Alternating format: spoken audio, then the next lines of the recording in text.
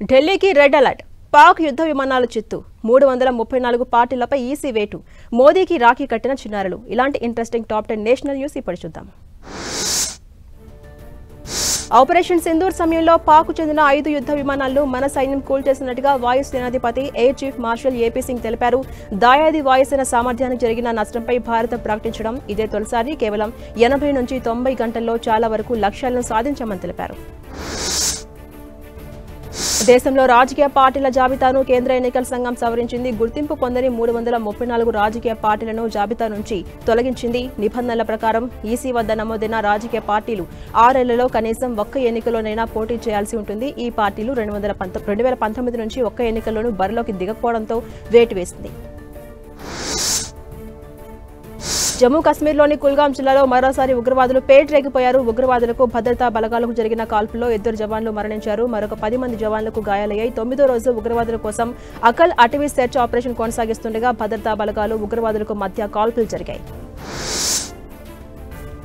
హిమాచల్ ప్రదేశ్లో ఘోర రోడ్డు ప్రమాదం జరిగింది. చంబా జిల్లాలో కారు అదుపు తప్పి లోయలో పడిపోయింది. దీంతో ఆ కారులో ప్రయాణిస్తున్న 6 అక్కడికక్కడే మరణించారు. సమాచారం అందుకున్న పోలీసులు, స్థానికులు జవాన్ల సాయంతో మృతదేహాలను వెలికితీశారు.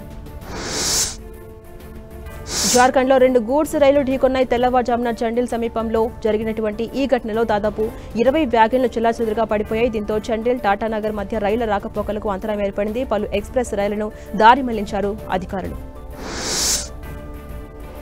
దేశ ప్రజలకు ప్రధాని మోదీ రాఖీ శుభాకాంక్షలు తెలిపారు. అన్నా చెల్లెళ్ల బంధానికి ప్రతీకగా నిలిచేదే రాఖీ పండుగ అన్నారు. ఢిల్లీలోని ప్రధాని నివాసంలో మోదీకి పలువురు స్కూల్ విద్యార్థులు, మహిళలు రాఖీ కట్టి మిఠాయి తినిపించారు. చిన్నారులతో మోదీ కొద్దిసేపు ముచ్చటించారు. మరోవైపు దేశ సరిహద్దుల్లో పహారా కాస్తున్న జవాన్లకు స్కూల్ విద్యార్థులు, పలువురు మహిళలు రాఖీ కట్టారు. అన్నా చెల్లెళ్ల బంధానికి ప్రతీకగా నిలిచే రాఖీని జవాన్లకు కట్టి ఆప్యాయతను పంచుకున్నారు. ఇండో బంగ్లాదేశ్ సరిహద్దులో మోహరించిన బీఎస్ఎఫ్ జవాన్లు రాఖీ వేడుకలను ఘనంగా జరుపుకున్నారు. తమ అన్న తమ్ముళ్లకు రాఖీ కట్టేందుకు గుజరాత్లోని అహ్మదాబాద్కు జైలుకు యువతులు తరలివచ్చారు. జైల్లో శిక్ష అనుభవిస్తున్న వారికి రాఖీ కట్టారు. మిఠాయి తినిపించి వారితో కొద్దిసేపు సంతోషంగా గడిపారు. దీంతో జైలు పరిసర ప్రాంతాలు సందడిగా మారాయి.